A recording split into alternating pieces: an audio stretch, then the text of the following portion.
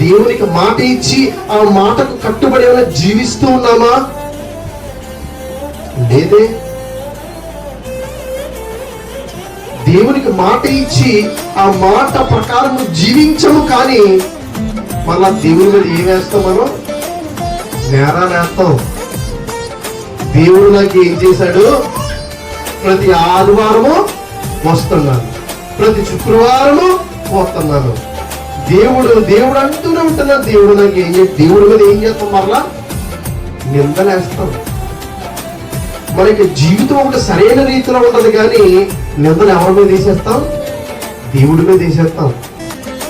మనం సరైన రీతిలో భక్తిని కొనసాగించాము, కానీ దేవుడు నాకు ఏమైనా చేశాడని దేవుడి మీద ఏం చేస్తా ఉంటాం? దేవుడి మీద వేస్తాం. ముందు మనలో ఏమి లేదు, సరైన భక్తి విధానం లేదు, సరైన యథార్థత లేదు, సరైన న్యాయము జరిగించే స్థితి మనలో లేదు. అనుకుంటూ ఉంటాం అది ఏ మాత్రము సరైనది కాదు.